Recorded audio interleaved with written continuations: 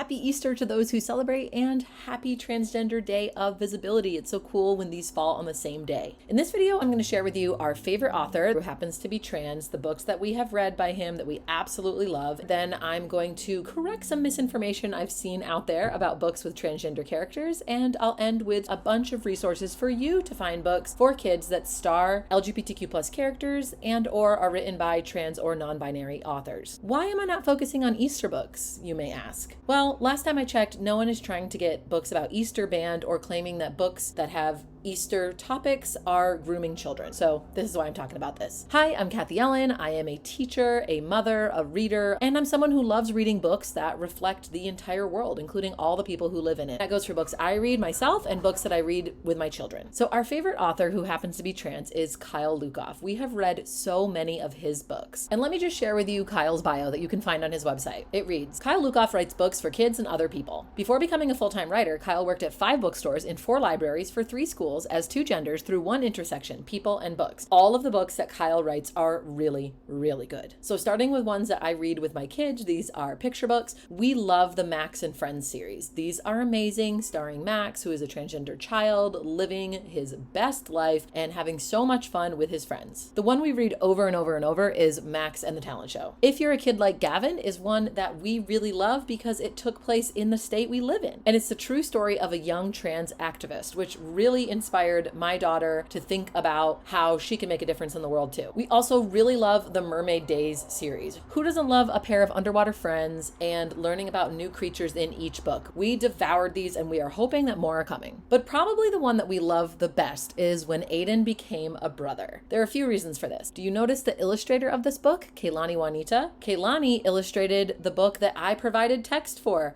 Ta-da! We definitely read this before I was pregnant with my second child, but it really helped when I was pregnant reading it with my older child, talking about all these gender norms and how people would try to gender the fetus that was growing inside my body. My oldest did a great job using they, them pronouns, and we talked a lot about how we do not know what gender they're going to be assigned at birth, so we're just going to use they for now. This book is so fun. The illustrations are great. I think it's a new classic, honestly. Speaking of new classic, I adore Too Bright to See. I have some shorts that I will link in the description about this book and a longer video that I'll link here. This book stars a kid who is going into middle school while grieving the death of their uncle and so worried about who they want to be and show up as in middle school because one of their friends really wants to make a splash and kind of change and be a little different. And you can really feel the inner turmoil in this kid. And there's also potentially a ghost. I've recommended it to everyone, especially people who think that there are no transgender children.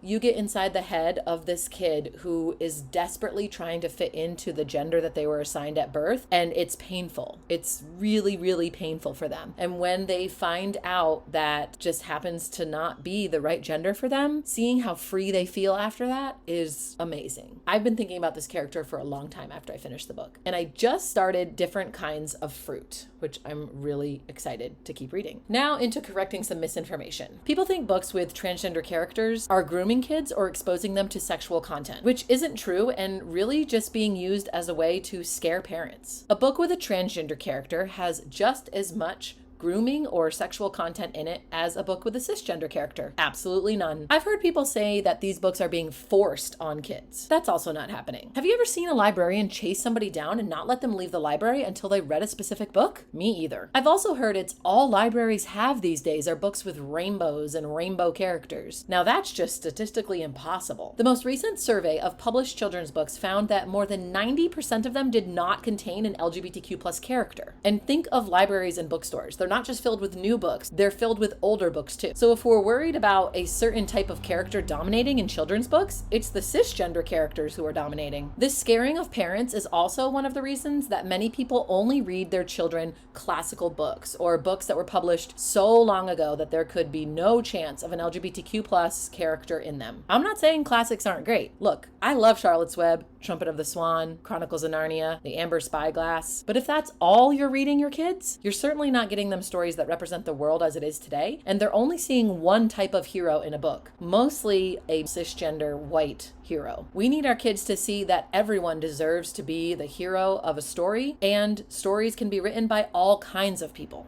These fear tactics and narratives are being pushed to make people think it's okay to regulate away the rights of LGBTQ plus people and to try to get books removed from schools and libraries. It's not indoctrination to talk about people that exist in the world. Just because it makes you uncomfortable doesn't mean that they don't get to exist in the actual world and in stories. And hey, if you're uncomfortable, it's probably because you have some learning to do, which is fine. I'll recommend a book at the very end of this that is really great for learning about this stuff. Also remember, no one has been turned trans or gay by reading a book. You can't be turned trans or gay anyway. But lots of people have gained empathy, kindness, and respect reading books that star LGBTQ plus characters. And we need more of that in the world that we live in. Books are such a great way to talk to kids about all the people that live in the world and to empower your kids to be change makers, activists, and allies. And if you read the books along with them, they empower you too. And you can vote for politicians who support human rights for all humans, not just some. If you're worried that your kid will get jaded or scarred for life by learning about transgender people, that's another fear tactic they're pushing.